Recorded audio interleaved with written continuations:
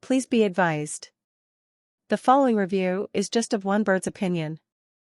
As well, beware of potential spoilers for Teenage Mutant Ninja Turtles, Mutant Mayhem. Thank you and subscribe.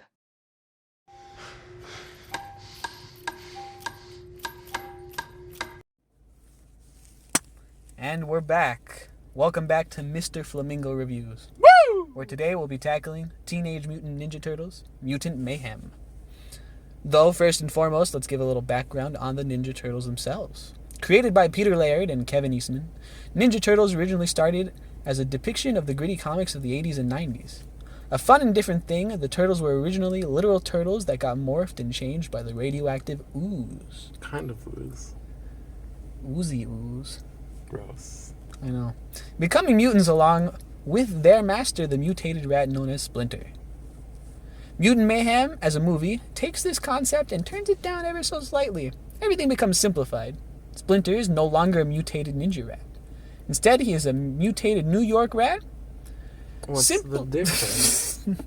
He didn't know until watching some silly, goofy shows how to do some kung fu. Simpler enough for people to consume, and across the board, everything is like that. Their original depiction just slightly simplified for a younger audience. Next up, let's talk about the characters. Overall, the four key turtles are all very teenage-esque. This is something special to this movie because it leans heavily into the idea that they're kids. Teenagers. Teenagers. And they just want to be treated as teenagers. Splinter is a rat thrust into the concept of being humanoid and wants to do right by these teenagers that he loves and treats as his own. Teenagers. Played by Jackie Chan, Splinter's role is simply that of a dad that just wants to protect his boys. April gets a nice reimagining as well, as an awkward teen who wants to break big into the world and redeem herself for a simple mistake in high school. Just like Mr.Flamingo Reviews. Hey, we don't talk about that. Okay. Next up, the villains. Leading the mutant gang, Ice Cube's character of Superfly. The mutated fly Superfly. and son of Baxter Stockman, Superfly wants to fit into the world, but he feels alienated. Intro was sick as fuck, though. It's true. So along with Bebop, Rocksteady, and the others, he decides all humans should simply die. Ice Cube's performance, stellar.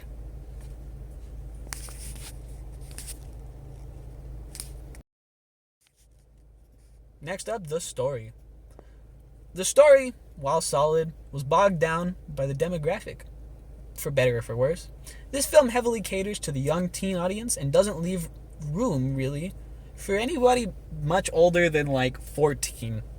That's not exactly a bad thing, though, I'd suppose. However, what it does well is it has a good sense of humor and a lot of good references for the younger audience.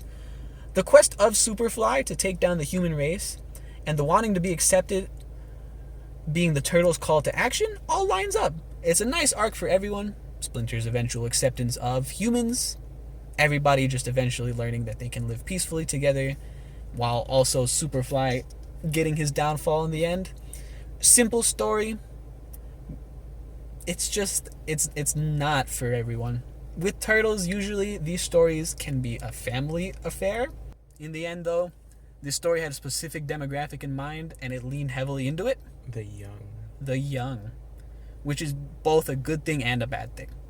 That's about it, though. At the end of the day, the return of the turtles to the big screen, major success. 4 teenage youthful turtles, a teenage depiction of April O'Neil, a loving father in Master Splinter, and a good starting arc villain in Superfly. These turtles have a journey ahead of them, as seen in the after credits, and it is a welcome change of pace. The animation was wonderful. The story, while simple, was executed well enough. I'd recommend it if you like Ninja Turtles or you have anybody young in your family you'd want to take to see a fun movie. Thanks. Bye. Until the game, Last Ronin.